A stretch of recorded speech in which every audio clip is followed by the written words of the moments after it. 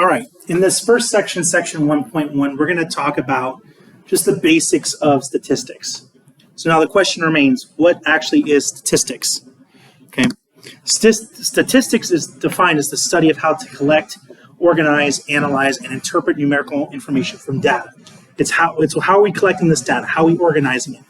What are we getting from the results of this data? How do we read those results? What does it tell? What does that interpretation tell us? I mean, ultimately, statistics help us to should help us to make better, more informed decisions. Okay, a Professor David Hand of the Imperial College of London, who's also the president of the Royal Statistical Society, gives us this definition: statistics is both the science of uncertainty and the technology of extracting information from data. Right? Science of uncertainty. Right? When our brains are uncertain about something, our natural response is to want to know more about it. And so with that science, we are using that uncertainty and that drive and that obsession to answer questions about the unknown leads us to the technology that we use to extract information from that data. In other words, a way to look at statistics is a way to look at information from a small collection of people, items, and make inferences about a larger collection of people or items. Now, a good statistical study should do three things. A good statistical study should supplement our system of inference. It should enhance our decision-making skills, and it should also be relevant to the audience which we're trying to reach. Like if I were a baseball player studying ERA and on-base percentage, I wouldn't share those results with someone who plays football, or someone who runs track and field, or someone who plays water polo. No, I would share it with other baseball players, coaches, GMs, even people who play softball, because although baseball and softball are different, they do have similar characteristics. Okay. Now, when it comes to statistical decision-making, we start with the process of gathering data. How do we do that? What kind of data exactly are we gathering? How to create a statistical design. First, we need to identify the individuals or objects or characteristics, features of the individuals that are of interest, right? So we need to identify what it is we're trying to study and what about them are we trying to study.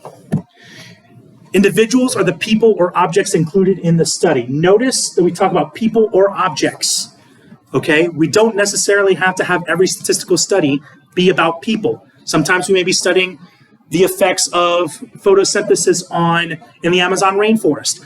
Maybe we're studying the effects of a black hole on space debris.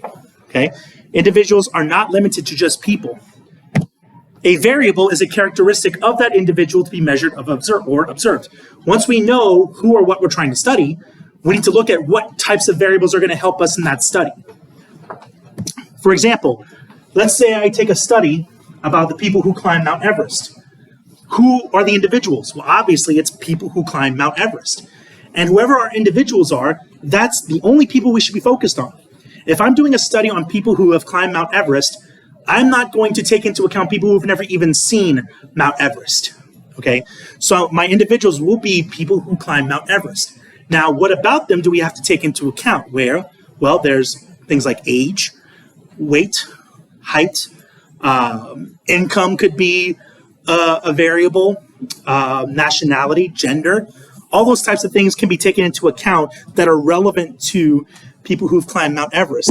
Now, when we get those variables, there are two types of ways that we can classify those variables. Either they're quantitative or qualitative. Okay, now what are they? A quantitative variable has a value or numerical measurement for which operations such as addition or averaging make sense. Okay, so a quantitative variable is measured numerically. So in the case for the Mount Everest example, quantitative variables could be age, weight, height, income, things like those. Okay, so when we talk about quantitative variables, we have to make sure that they're quantitative. Can I take the average of this variable? Or can I compare numerical values of that variable? A qualitative variable describes an individual by placing the individual into a category or group. For example, male or female, gender. Gender could be a qualitative variable. Also, nationality, where they're from, the color hair that they have. Those are qualitative variables. Qualitative variables are also known as a categorical variable. So again, back to the Mount Everest example. Quantitative variables could be things like age, weight, height, income, and there could be other quantitative variables. Qualitative variables could be gender, nationality, right? Because people from Norway are better adapted to the cold than someone who lives in Southern California. So again, those are qualitative variables. Now, when we go through types of data, okay, when we get these variables, when we get this data, who are we pulling it from? Well, we could pull it from a population data. In population data, the data is of every single individual of interest.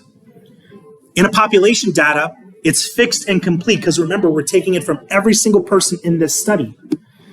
For example, if I'm studying the people who have climbed Mount Everest, I'd be taking data from every single person who climbed Mount Everest. But in a sample data, unlike population data, the data is stored from only some of the individuals of interest. Okay, and because we're getting only some of the individuals in the study, the type of data varies from sample to sample, from group to group, and is not really considered to be complete. Let's say in the Mount Everest example, let's say we're only using data from European mountain climbers. That data is going to be different from people who have climbed Mount Everest that live in North America or South America, right? So again, the data varies from sample to sample and is not fixed or complete because we're not getting it from every single person. Now, let's say, as an example, I'm doing a study on teenagers who drink soda in America. Now, would it be better to do a population or a sample study? Well, if I tried to do a population study, it would take a really, really long time. And it would take a lot of resources because there are so many teenagers that live in America, and a good percentage of them likely drink soda. Okay? In my opinion, it would make more sense to do a sample study because groups of teenagers have some of the same habits. They watch the same shows, they eat the same food, they hang out on social media, anything like that, right? So if I get a sample from a group of teenagers, say at the school, who drink soda, then that data is still somewhat accurate compared to the entire population. Because like I said, all of these teenagers have some of the same habits. All right. Now with population and sample, they each have their own way of their own type of numerical measure. So if for numerical measures that describe an aspect of that group, if it's coming from a population, it's called a parameter. If it's coming from a sample, it's called a statistic. They're both numerical measures that describe aspects, but they differ depending on who the individuals are. If it's a population, it's called a parameter. If it's a sample, it's called a statistic. Here's an example. Let's say the Hawaii Department of Tropical Agriculture is conducting a study of ready-to-harvest pineapples in an experimental field. And let's say the researchers are gathering data on the weight of the pineapples. All right, question. What are the individuals? What is it that we're trying to study? What does it say? They're conducting a study of ready-to-harvest pineapples in an experimental field. So who are my individuals?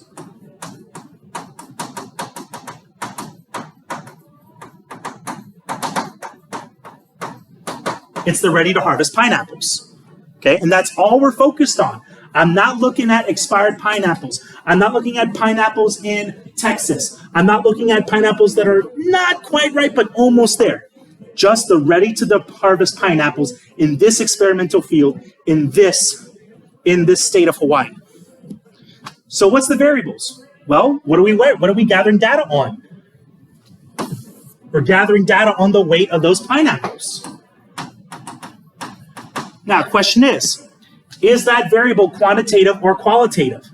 Well, weight is a numerical measure, and we can compare and take the average of weights of objects. So in this case, it's a quantitative variable. Now, are we taking this from a population or are we taking this from a sample? Keep in mind, what is our audience? What are our individuals? It's the ready-to-harvest pineapples in this experimental field in this state, okay? So we can afford to take data from every single ready-to-harvest pineapple in that field. So we'll take data from the population. Now, if they're conducting a study of ready-to-harvest pineapples in general, then we could probably use a sample. But here, it's more appropriate to do a population because it's feasible to take data from every single ready-to-harvest pineapple. And because we're taking data from a population, the numerical measure is a population parameter.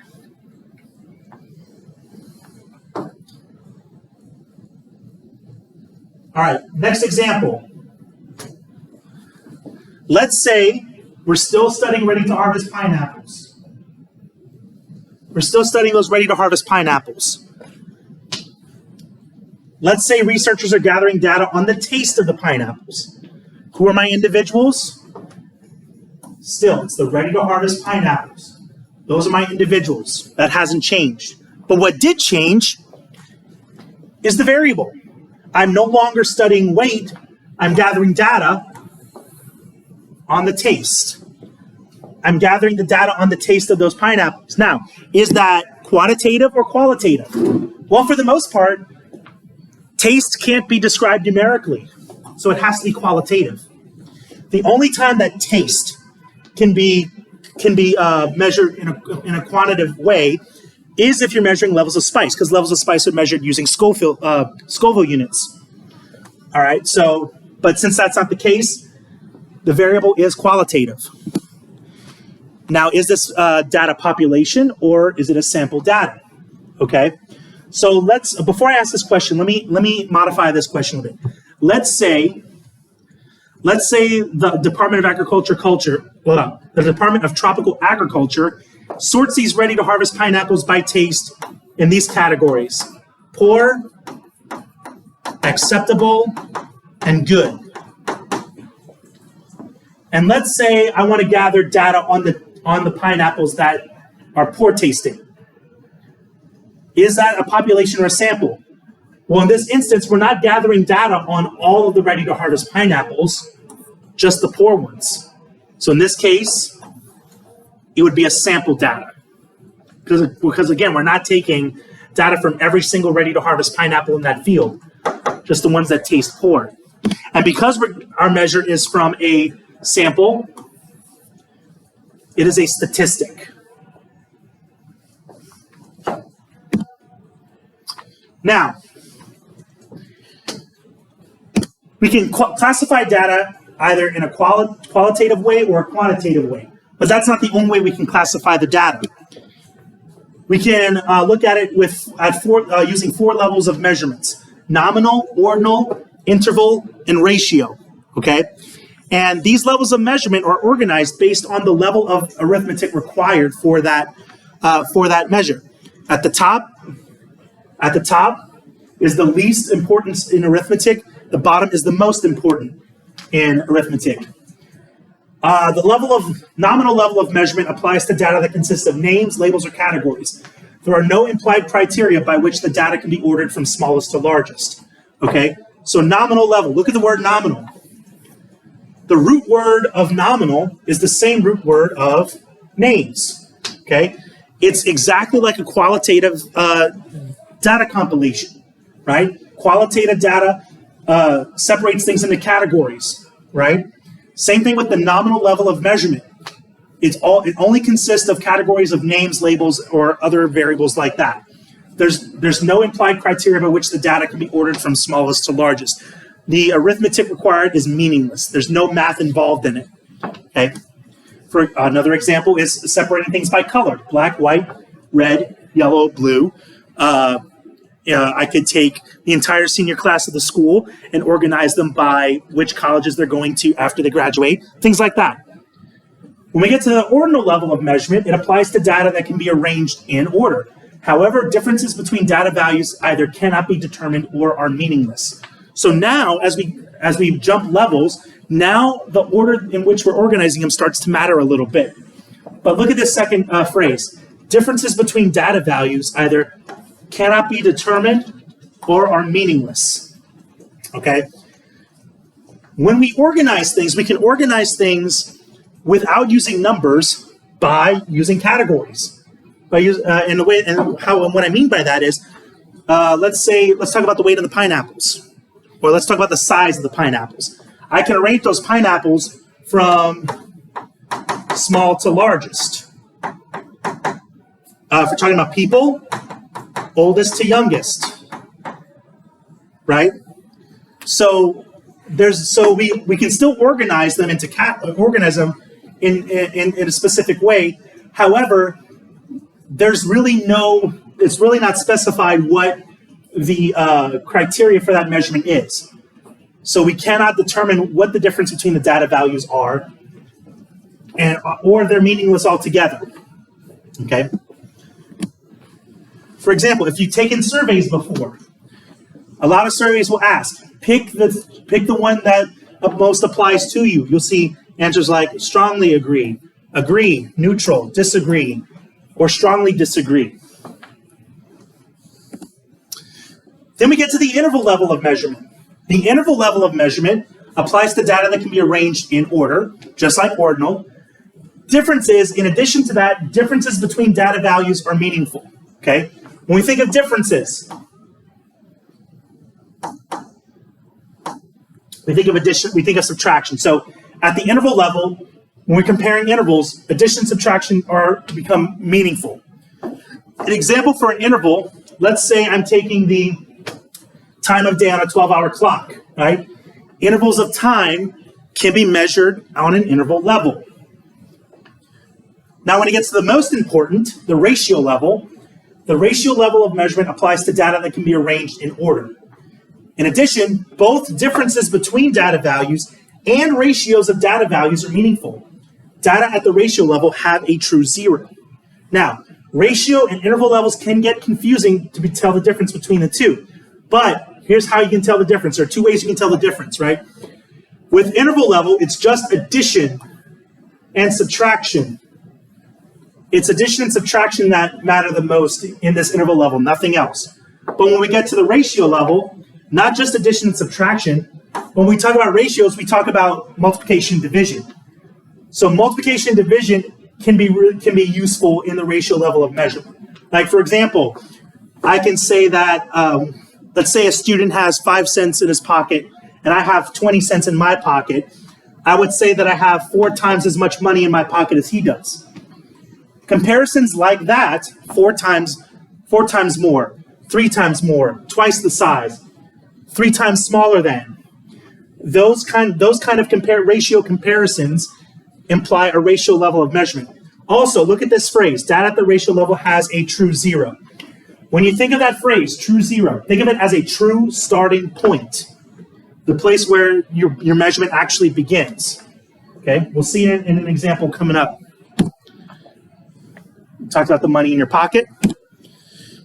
And so again, we need to determine the level of measurement by categorizing it by the highest level appropriate for the data. Now, the way that we remember this is I like to use the acronym using their first letters. NOIR, N-O-I-R, like a noir film or noir, the color black. This acronym is ordered from least importance in arithmetic to most importance in arithmetic. Nominal, ordinal, interval, and ratio. All right, let's look at an example. Taos, Akuma, Zuni, and Cochiti are the names of 4 Native American pueblos from the population of names of all Native American pueblos in Arizona and New Mexico. What is the level of measurement of the following of that data? Well, here's the data we're given. They are names. There's no math involved. It has to be nominal. Okay? Because we're organizing the data using the names of those pueblos. Look at the second example. In a high school graduating class of 319 students, Jim ranked 25th, June ranked 19th, Walter ranked 10th, and Julia ranked 4th. What's the level of measurement in that data? Well, you got to be careful here, because look, I see 25, 19, 10, and 4. There are numbers involved. Obviously, they're being ranked, and they're using numbers. It's got to be interval. Not quite. Because look at these rankings. Jim ranked 25th. June ranked 19th. Walter ranked 10th, and Julia ranked 4th. In what? How are they being ranked? What criteria is being used? It's not specified. So it can't be an interval. At the most, it has to be ordinal. Because the rankings mean nothing only but to organize these students in a particular order. Think of it this way. If Julia ranked 4th, that means she's 4th best at something. Right? Whoever was ranked first would be considered the best at something. And whichever poor soul is 319th out of 319, that would be considered, the worst. All right. Let's go over these two examples. One of these is an interval level. The other is ratio. Body temperatures in degrees Celsius of trout in the Yellowstone River and length of trout swimming in the Yellowstone River. Well, body temperature in degrees Celsius, length of trout swimming in the Yellowstone River. Body temperature, when we measure body temperature, notice that there's no true zero in temperature, right? 0 degrees Celsius is the same as 32 degrees Fahrenheit. Obviously, there are temperatures colder than this. 0 degrees Kelvin is absolute zero, and I'm sure that's a very, very small number in Fahrenheit.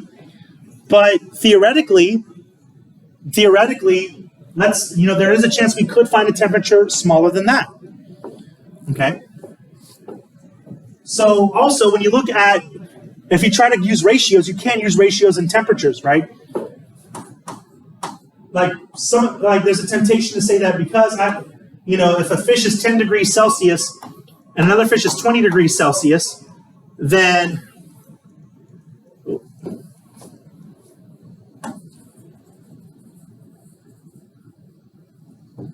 we could say that this fish is twice as hot as that fish. That's not necessarily the case, because in Fahrenheit, 10 degrees is 50 degrees, and 20 degrees is 68 degrees in Fahrenheit. 68 is not twice as hot as 50, okay? So body temperature has to be interval. It has to be interval, because we can only compare temperatures using differences between data points. When we're talking about length of trout, that is ratio. Length has a true zero. The smallest that anything can be is 0 inches or 0 feet or 0 miles. Okay. Also, if I have a 6-inch trout and an 18-inch trout, I could say that the 18-inch trout is 3 times as long as the 6-inch trout. Okay. So unlike body temperature, I can't use ratios on length of trout. Length of trout does have a true zero. Lastly, there are 2 different types of statistics. There's descriptive statistics and there's inferential statistics. Descriptive statistics involves methods of organizing, picturing, and summarizing information from samples or populations. Inferential statistics involves methods of using information from a sample to draw conclusions regarding the population. So here's the difference between the two. When I'm talking about descriptive statistics, that's when I'm organizing, picturing, and summarizing information from the samples of the population. Inferential statistics goes even further than that. If I have information from a sample, from those descriptive statistics, I can use that information to draw conclusions. I can use that information to draw conclusions, to make an assumption about a particular population. So I can take those descriptive statistics and transfer it to inferential statistics to draw my conclusions. But I can't go the other way around. I can't draw conclusions without having my data organized and summarized. Okay? So all descriptive statistics can become inferential, but not all inferential statistics can become descriptive, if at all.